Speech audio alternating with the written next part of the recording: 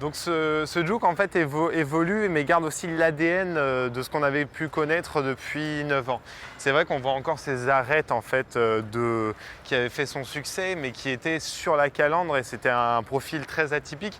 Là il rentre légèrement dans les rangs tout en gardant cette originalité qu'on aime. On retrouve ce fameux double étage avec cette face, cette optique plus rond et celui-là acéré qui vient dans la continuité en chrome de la calandre finalement et il garde en fait il gagne en agressivité. L'autre était plus atypique, c'est vrai qu'on aurait dit un concept tout droit en fait sorti un modèle de série. Celui-ci est vraiment garde ce côté prototype mais finalement plus agressif que jamais. Ce nouveau Juke se part de nombreuses nouveautés, notamment ces feux LED qui inaugurent donc un nouveau profil, une nouvelle identité visuelle.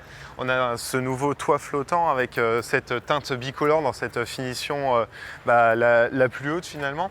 Et c'est surtout en fait l'arrière qui évolue et c'est surtout en fait ces arêtes qui viennent épouser le design et le dessin de ce nouveau Juke.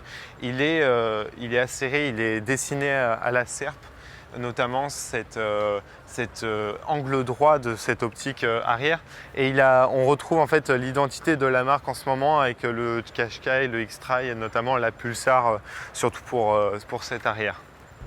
Bon du coup là Alan, on est à l'intérieur du nouveau Juke, un intérieur très coloré, très beau, très plaisant. Beaucoup plus moderne, il y a vraiment une progression au niveau de l'intérieur. Je ne sais pas ce que tu en penses. Il y a une montée en gamme en fait. Une montée en gamme incroyable. Le nombre, en fait, regarde, le nombre de surpiqûres que l'on a en fait sur ce nouveau Juke, c'est vrai qu'il est coloré et en fait il garde encore ces lignes en fait qui avaient fait son ADN. Regarde par exemple le pommeau en forme de rond, les aérateurs on en avait parlé, qui font un peu Mercedes. Un rappel de Mercedes, de Mercedes. Mais il y a en gros, c'est vrai qu'il y a une forme quand même dans le global qui est très arrondie, mais c'est toujours identifiable. Ouais, c'est toujours identifiable parce que c'est un Juke et on ne change pas un modèle qui gagne. C'est ça, on a envie que les consommateurs s'y retrouvent dans ce modèle en fait, qu'ils retrouvent l'identité de cette marque. Ouais, c'est ça exactement, de ce modèle.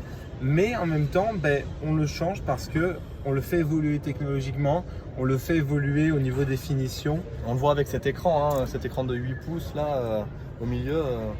Qui trône fièrement, exactement. Et ce qui fait plaisir, c'est qu'on a alors peut-être un peu trop de boutons, mais on en a des boutons.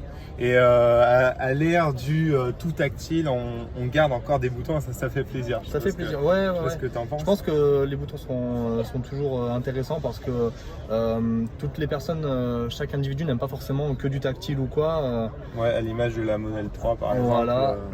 C'est peut-être plus facile pour certains utilisateurs d'avoir encore des boutons, c'est peut-être… Ouais, exactement. Et là, le Juke arrive à faire la part belle, en fait, l'équilibre entre les deux. Donc, On pourrait peut-être aussi, je te coupe, désolé, mais regretter un petit peu qu'il n'y ait pas de recharge à induction, par exemple, dans les bacs, tout ça. Du coup, à l'intérieur de ce Juke, on a ce système Bose qui est unique au niveau des appuis-têtes. On a un système de personnalisation du son. Et regardez juste en fait cette finition au niveau des sièges. On a des sièges quasiment, on dirait, semi-baquets avec le sigle Juke et en fait avec des surpiqûres à outrance comme on disait. Et en fait, juste la symbolisation des sièges qui illustre en fait le positionnement d'un véhicule en fait dans la gamme et en rapport qualité-prix. Et juste en fait ce design des sièges, ce confort de siège et le fait qu'il se part d'un système Bose, c'est une réelle révolution dans ce type de secteur et dans ce type de SUV urbain à ce prix-là.